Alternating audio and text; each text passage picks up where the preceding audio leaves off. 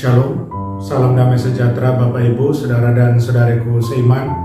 Senang berjumpa kembali dengan Anda dalam permenungan harian Sabda Tuhan, Embun Sabda, Jumat 8 April 2022. Semoga Anda dalam keadaan sehat walafiat, tetap semangat, tetap tersenyum, dan tetap berpengharapan pada Tuhan kita Yesus Kristus. Anda selalu dalam lindungan kasih Tuhan. Buat saudara dan saudariku yang sakit, saya berdoa dalam nama Tuhan Yesus, Anda sembuh.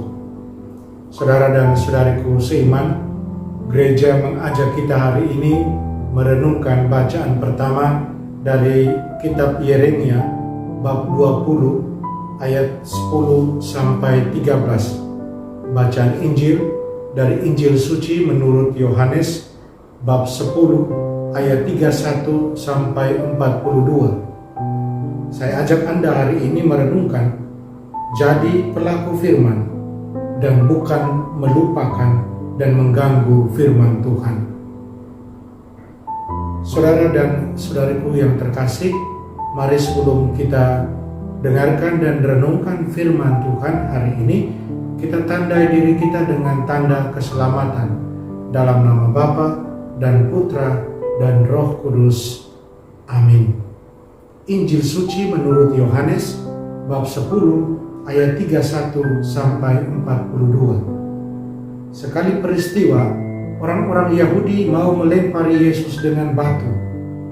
Tetapi kata Yesus kepada mereka, "Banyak pekerjaan baik yang berasal dari Bapa-Ku, Kuperlihatkan kepadamu. Manakah di antaranya yang menyebabkan kamu mau melempari aku dengan batu?" Jawab orang-orang Yahudi itu, "Bukan karena suatu pekerjaan baik, maka kami mau melempari engkau, melainkan karena engkau menghujat Allah dan karena engkau menyamakan dirimu dengan Allah, meskipun engkau hanya seorang manusia."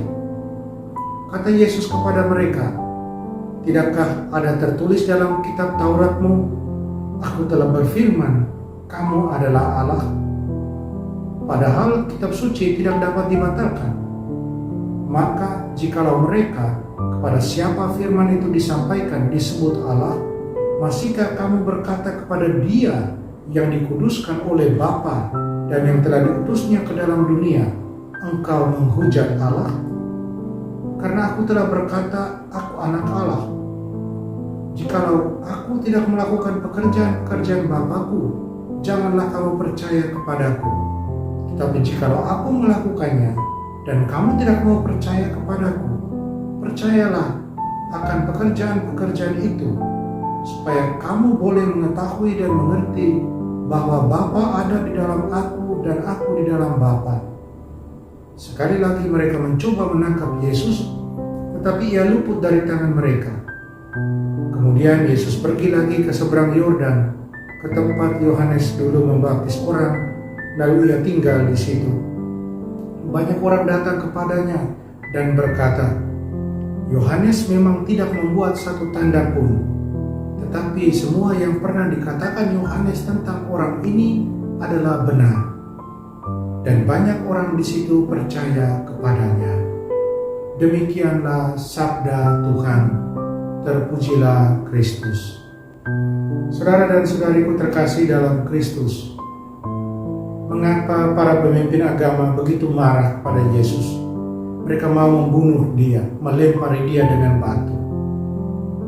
Mereka menuduh dia melakukan penistaan, seperti kita dengar dalam Injil tadi.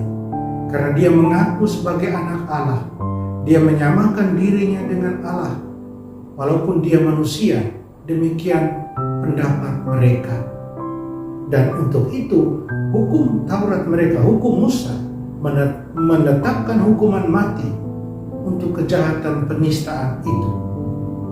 Dikatakan dalam kitab Imamat bab 24 ayat 16, "Barang siapa menghujat nama Allah harus dihukum mati. Seluruh jemaah harus melempari dia dengan batu."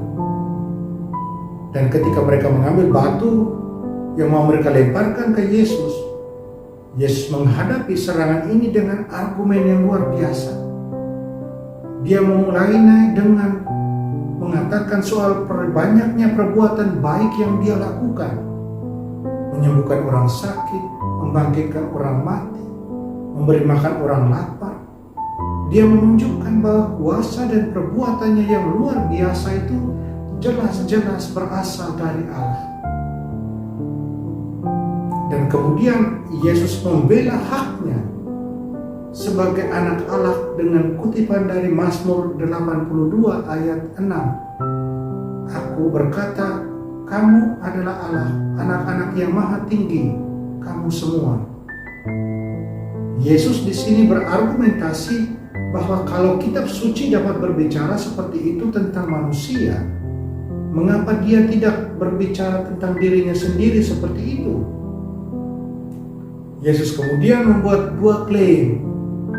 Dia ditabiskan oleh Bapa untuk tugas khusus, dan dia diutus ke dunia untuk melaksanakan misi Bapanya itu. Pemahaman Alkitabiah tentang pentabisan adalah pengudusan diri bagi Allah, menguduskan bagi Allah, untuk diberikan sebagai persembahan dan kurban kehendak bebas bagi Allah. Saudara dan saudariku terkasih dalam Kristus, Yesus menjadikan dirinya sebagai kurban penghapus dosa bagi kita untuk menebus kita dari penghukuman dan perbudakan dosa. Dia berbicara tentang Bapanya yang menguduskannya untuk misi keselamatan ini. Kita bisa lihat dalam Yohanes bab 10 ayat 36. Yesus menantang lawan-lawannya untuk menerima perbuatannya jika mereka tidak dapat menerima kata-katanya. Seseorang dapat berdebat dengan kata-kata, tapi perbuatan berada di luar argumen. Yesus adalah guru yang sempurna karena dia tidak mendasarkan klaimnya pada apa yang dia katakan, tetapi pada apa yang dia lakukan. Konkret, contoh konkret dia tunjukkan agar orang bisa percaya.